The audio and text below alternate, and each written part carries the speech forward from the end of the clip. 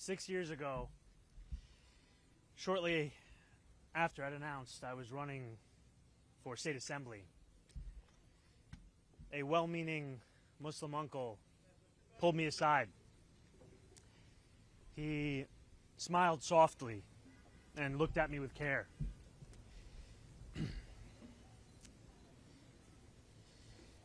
In a quiet voice, he told me I did not have to tell people I was Muslim. His eyes kind, his beard proud, and his face heavy with the implications of the unsaid. I had not learned the lesson that he had been taught time and again. It is the lesson that safety could only be found in the shadows of our city. That it is in those shadows alone where Muslims could embrace their full identities. And that if we were to emerge from those shadows, that it is in those shadows that we must leave our faith. These are lessons that so many Muslim New Yorkers have been taught again and again. And over these last few days, these lessons have become the closing messages of Andrew Cuomo, Curtis Sliwa, and Eric Adams. Yesterday, Andrew Cuomo laughed and agreed when a radio host said that I would cheer another 9/11. Yesterday, Eric Adams said that we can't let our city become Europe. He compared me to violent extremists. And he lied again and again when he said that our movement seeks to burn churches and destroy communities. The day before that, Curtis Sliwa slandered me from the debate stage when he claimed that I support global jihad. And every day, Super PAC ads imply that I am a terrorist or mock the way I eat. Push polls that ask New Yorkers questions like whether they support invented proposals to make halal food mandatory, or political cartoons that represent my candidacy as an airplane hurtling towards the World Trade Center. But I do not want to use this moment to speak to them any further. I want to use this moment to speak to the Muslims of New York City.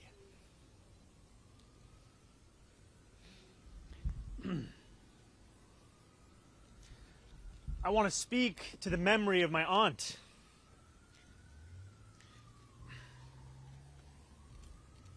who stopped taking the subway after September 11th because she did not feel safe in her hijab.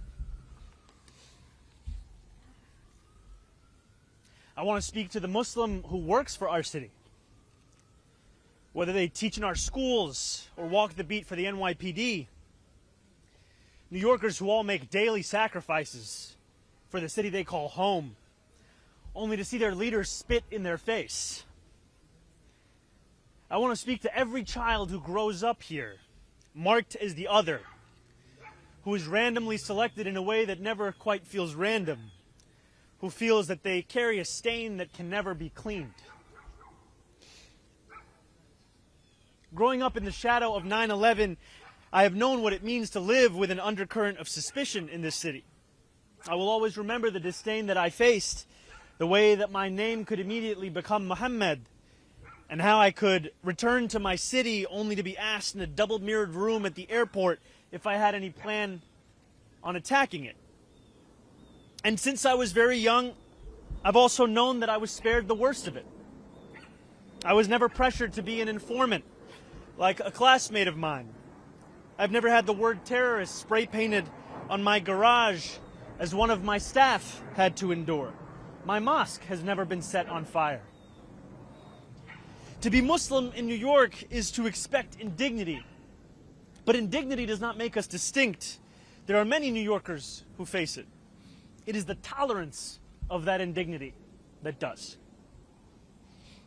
Since I announced my candidacy for mayor 1 year ago yesterday, I have sought to be the candidate fighting for every single New Yorker, not simply the Muslim candidate. I've carried these indignities with me each moment of this race, doing so all the while as the first major Muslim candidate in the history of our city. I thought that if I could build a campaign of universality. I could define myself as the leader I aspire to be, one representing every New Yorker, no matter their skin color or religion, no matter where they were born. I thought that if I worked hard enough, it would allow me to be that leader. And I thought that if I behaved well enough, or bit my tongue enough in the face of racist, baseless attacks, all while returning back to my central message, it would allow me to be more than just my faith. I was wrong. No amount of redirection is ever enough. In doing this, I have told the wide-eyed young child in Jackson Heights or the first-time voter in Parkchester that they too should remain in the shadows. In many ways, I have become that same uncle who pulled me aside 6 years ago. No more. The dream of every Muslim is simply be treated the same as any other New Yorker. And yet for too long, we have been told to ask for less than that and to be satisfied with whatever little we receive. No more. For as long as we have lived, we have known that no matter what anyone says, there are still certain forms of hate that are acceptable in this city. Islamophobia is not seen as inexcusable. One can incite violence against our mosques and know that condemnation will never come. Elected officials in this city can sell T-shirts calling for my deportation without any fear of accountability. The consequences amidst this inaction are stark. More than 1 million Muslims in this city existing all while being made to feel as if we are guests in our own home. No more. We stand on the precipice of an election, but that is not what today is about. We know that in less than 2 weeks we will say goodbye to a disgraced former governor and our current indicted mayor. The bigger question is whether we are willing to say goodbye to something much larger than either of these two men. It is whether we are willing to say goodbye to anti-Muslim sentiment that has grown so endemic in our city that when we hear it, we know not whether the words were spoken by a Republican or a Democrat. We know only that it was spoken in the language of politics of this city. In an era of ever-diminishing bipartisanship, it seems that Islamophobia has emerged as one of the few areas of agreement.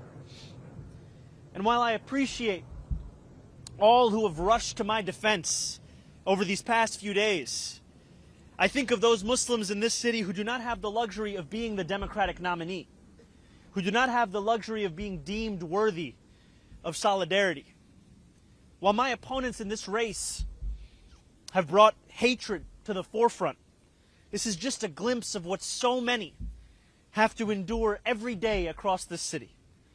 And while it would be easy for us to say that this is not who we are as a city, we know the truth.